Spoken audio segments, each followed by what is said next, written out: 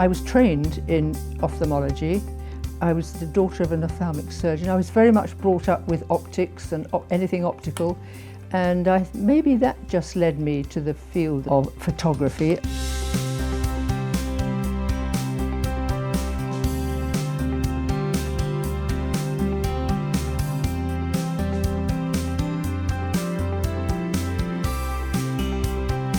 So how did I develop from doing toys?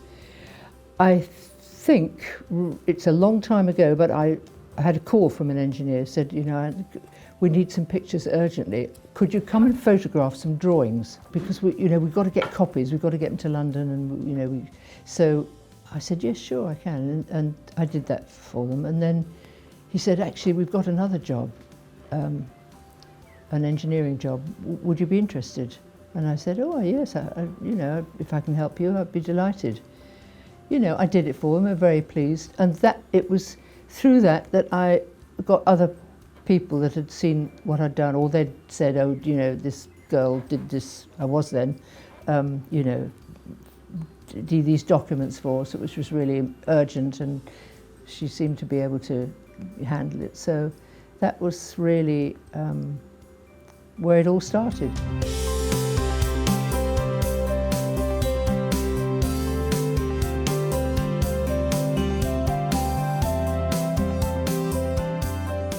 There's a set here of 16 images, and they all show some different aspect of the mass transit railway tunnelling system. There are some crossovers, there are running tunnels, segmented running tunnel, bored tunnel in soft ground. All of these pictures were taken, obviously, when the railway was closed at night. It was only closed between, for my purposes, 2 and 5 in the morning, which was when I had to take these pictures. They were all photographed in colour negative, colour positive, which is transparency, and black and white. I'm not sure why they needed all three, but all three were. So you've really got to concentrate, because if you get your colour temperature wrong, you get your time wrong, you won't get a picture. And I could not afford redoing these jobs. There's another thing about when the tunnels are closed. It always sounds as though there's a train behind you, and it's something to do with the ventilation. And I found that a little bit unnerving the first time I went, because I was on my own. They didn't request that I had a guide or an assistant or an observer with me, so it was entirely on my own, and I found that a little bit unnerving. But I soon got used to it, but it was a difficult job. I think it's the most difficult job I've ever had to do, because you couldn't automatically bring in flashlights and light the whole scene and then it's easy. Couldn't do that, not allowed. But I enjoyed the challenge of doing that.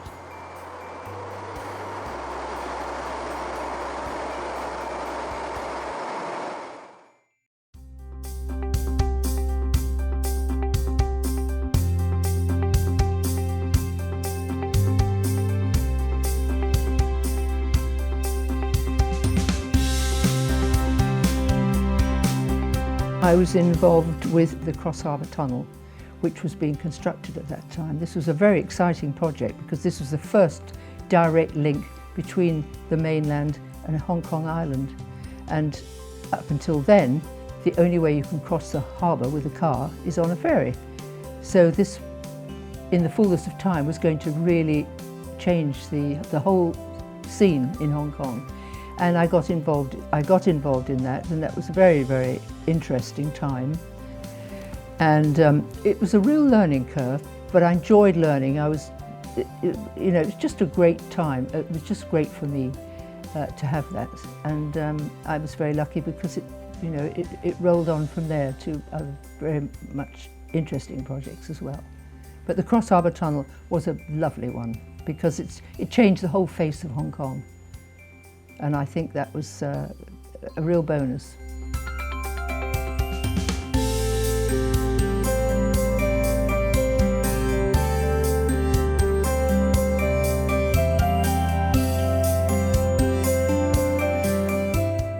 My favourite project is Castle Peak Power Station.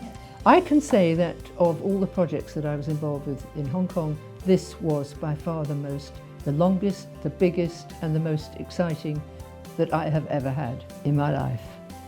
I took a great interest in it because I was given a completely free hand. I could photograph what I liked, when I liked. There was Power Station A, which was partly built when I went to Hong Kong, and the B station was as yet unstarted, and I had that all to myself, which was a great treat. So I was taken on by the Castle Peak B Power Station team to record the progress of the development. They had built the jetty when I arrived. There was a lot of ancillary work going on here for the new B station, and for that I went regularly. It was really the most exciting and varied photographic job anybody could wish for. It was one of my great joys in life, being retained to photograph this as it grew from a small nucleus to a big power station. This is the boiler drum. They want to get a photograph of all the team. And I had a very nice Irishman who was looking after me that day. They had them all ready for a photograph, and they'd made a stand specially for this thing. And I leant over to get something in my case, and my trousers split. And I said, "Oh my God, what am I going to do?" He said, "Don't worry, I'll take you to the uniform department." So we had to hold everything back, and he took me there. And you know how slim Chinese are. And I mean, I'm not overweight myself, but he gave me a white boiler suit. I couldn't do it up. But I thought, well, I've got to get on. I've got to do this. They're all waiting to be photographed. That was almost the most, not embarrassing really, because I don't get embarrassed by things like that, but it was slightly inconvenient. But anyway, we got the photograph, and I think they loved their photograph. And the other, when I went up the chimney, and I had site engineer Danny with me, and it's quite a long walk to the top of the chimney in order to get to that angle to photograph the backing slopes. And it took a long time. It was exceedingly hot and very uncomfortable going up the steps. We've got a very heavy bag to carry. And we got to the top, and it was lovely. The weather was perfect, and Danny had a map, a drawing, and he spread it out, held it out, and said, "Hold this." And I held it, and I got a terrible electric shock. And I said, "Danny, this is static. Your hair's standing on end." And he said, "Your hair's standing on end." And I said, "Well, I don't know. I've never experienced anything like this in my life before." But anyway, we didn't touch anything. We didn't go anywhere near each other after that because it was extremely uncomfortable, and I've never experienced it before or since. But I've never forgotten it either. So we did at least get a picture out of it.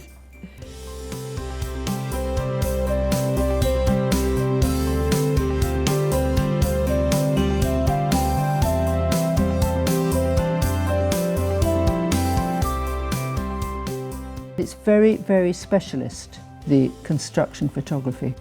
If you take a picture and there's something wrong with it, they can't use it.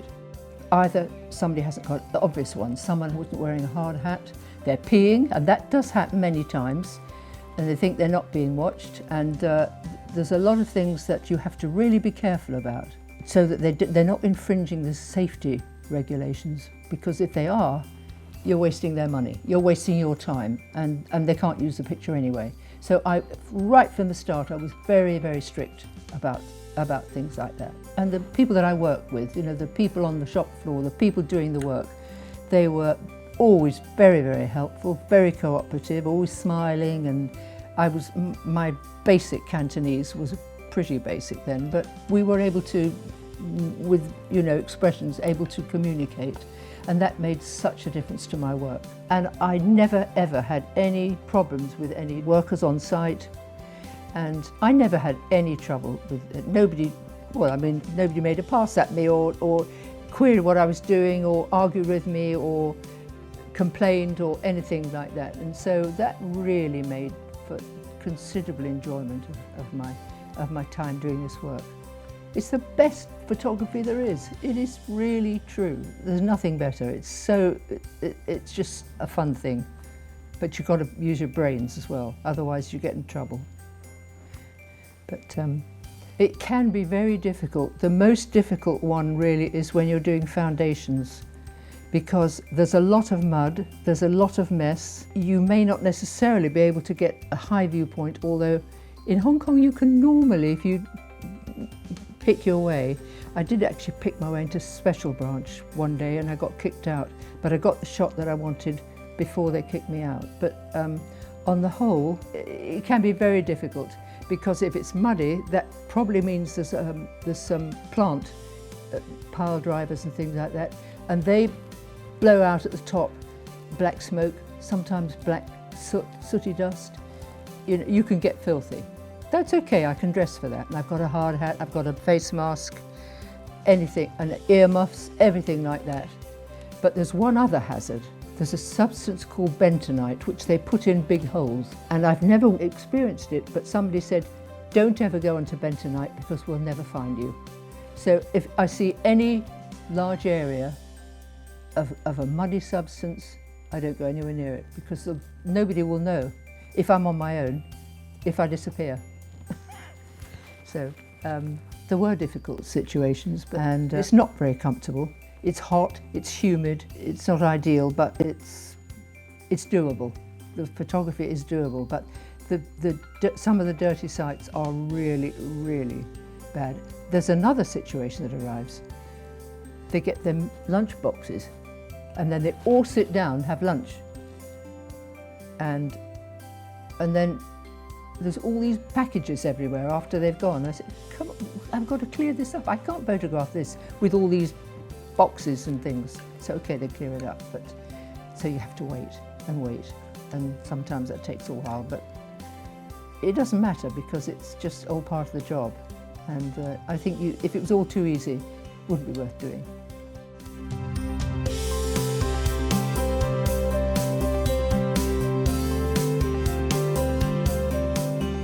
Hong Kong was just great in those days. I loved all my time in Hong Kong anyway, but I think those early days were a real treat for me. I think the biggest change is the fact that the transportation and the infrastructure was improving so fast that it made getting around, you know, you go to Kowloon to do a job, you've got to get on the ferry. But once you get the Cross Harbour Tunnel open, that made a huge difference, actually getting around. And there were buses out to Stanley, you know, there were better facilities. The other thing that of course changed in those years is that we started getting high-rise buildings, and typhoon shelters disappeared. The typhoon shelter at Sai Wan Ho, that became Sai Wan Ho Station.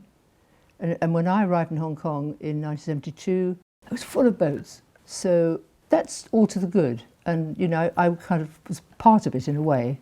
And certainly it was changing. It was vibrant. It was a great time to be working in Hong Kong. I know I've said that before, but it really was. Supposed to be work, but I just enjoyed it so much. Met such lovely people. And I did try with my Cantonese, but I didn't get terribly far.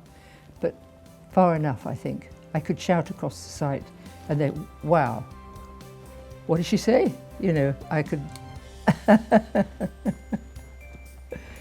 So that's a bit of my story, really.